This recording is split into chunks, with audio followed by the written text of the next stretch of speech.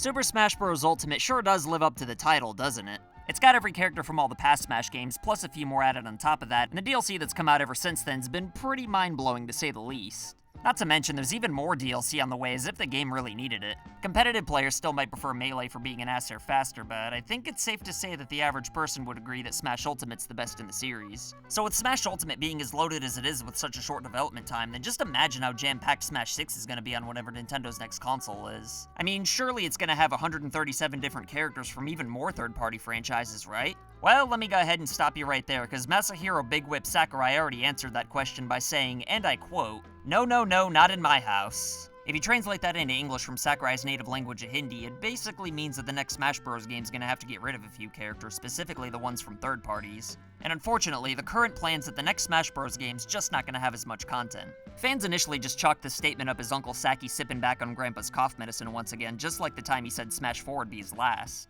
But sadly, he's been repeating this statement numerous times since then, as if he hates to even admit it himself. And if that's the case, then it's a pretty depressing thought to know that the Smash series is currently at its peak and that it's all downhill from here. However, as sad as that'd be though, it is a fate that can be avoided even if the solution might ruffle a few feathers. What solution am I speaking of? Well, sit back in your YouTube viewing chair, make yourself a nice warm cup of carbonated bull milk, press the subscribe button if you haven't already, and allow me, America's finest chair salesman Cameron, to tell you why Smash 6 has to lose characters and tell you what can be done to prevent that from happening.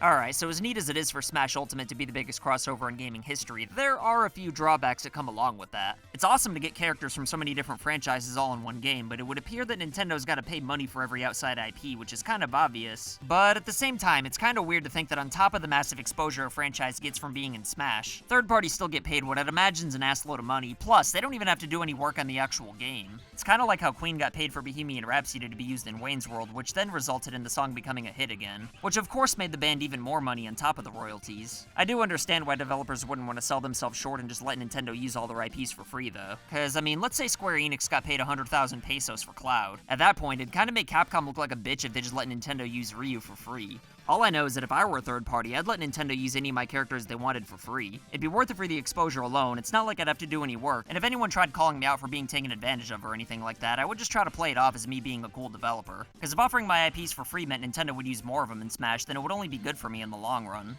I have no idea how much outside developers get paid for their IPs to be used in Smash, but based on the fact that Ultimate's initial release only had a handful of new third-party characters with the real meat and potatoes lying in the paid DLC later on, then I'd guess it probably ain't cheap. So if Smash 6 keeps all the current third-party characters and references, including all the DLC, then Nintendo probably wouldn't be making too much money off of the $60 retail price. And sure, it'd be nice if Vendog and the Sackmaster left everything untouched and added even more on top of that for Smash 6. But don't forget, this is a business, and Nintendo would be stupid if they consciously did something they knew would lose money. I mean, at the end of the day, even if Smash 6 gets rid of a few third-party characters, it's probably still gonna sell the same amount of copies anyway. Which I'd imagine's why most of the third-party characters were saved for the paid DLC in the first place. Cause it's really the only way Smash Ultimate could have kept fans from feeling disappointed at the lack of outside franchises without having to cut into the profits at the $60 retail price. Plus, the release now DLC later method did get the game out sooner, so, you know, there is that too. It was basically Nintendo's way to get fans to pay for the third-party royalties and make a little bit extra themselves, which does sound shady to put it that way, but most people didn't seem to mind since the core game was still easily worth $60. At the end of the day, it does put Smash 6 into a bit of a pickle though, because the only two options it has right now are to either take third-party characters away, which will clearly disappoint the fans, or re-release all the cut characters later on as DLC, which would still disappoint the fans of being sold something they knew was already finished.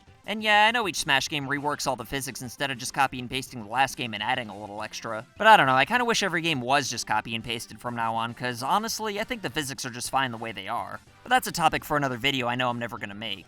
All I know is that in regards to topping Ultimate, Smash 6 is damned if it does and damned if it doesn't. It either sacrifices profits just to be more jam-packed than Ultimate, which is an unreasonable thing for us to expect, or it cuts characters and becomes a step down from its predecessor, and then the missing characters are just resold to us later on anyway. But like I said earlier, there is a solution that could keep everything from Smash Ultimate, add more characters and content, while also still making business sense in the long run. And the solution is to just simply release two separate versions of the game. One could be a $60 base version that has all the core modes and features, but little or even none of the third-party characters, and then the premium version could be like $80 to $100 or something like that and come with all the previous third-party characters, and obviously add some new ones as well.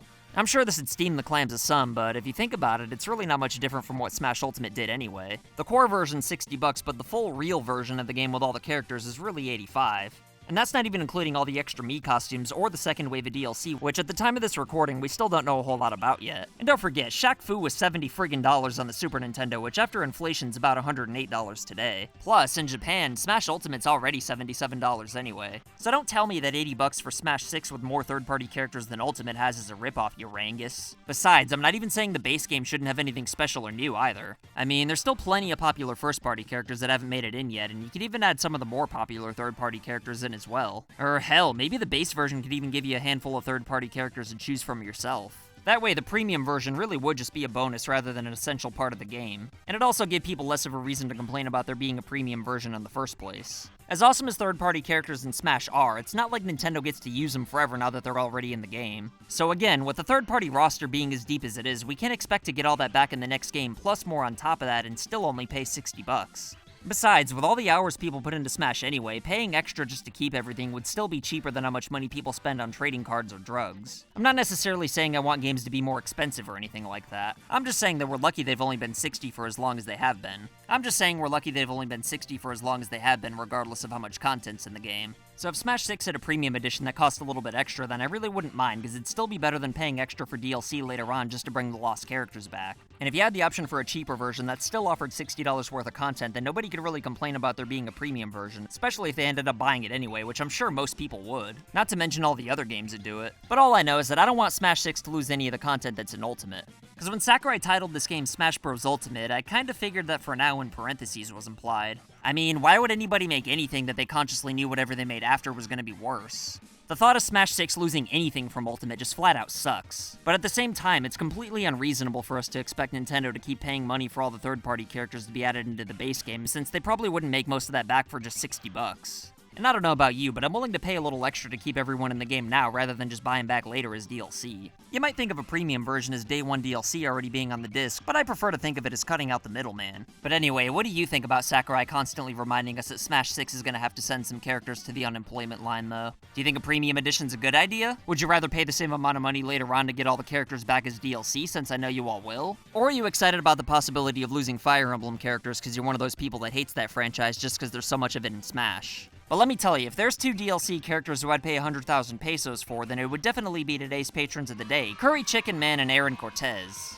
If you want to be badasses like these two, then consider supporting FU Game Crew on Patreon for loot boxes in the mail and other wacky rewards. And if you want to make a cameo, then send pictures or videos of you rocking any FU Game Crew merch like these legendary human beings you see before you. As always, like and share this video anywhere on the internet to help this channel grow. And if you want to prove that you're not down with registered sex offenders, then go ahead and press the subscribe button if you haven't already. My name's Cameron, all one word, and I'll be back with more videos soon. So I want to say thank you to your loyalty, thank you for your support.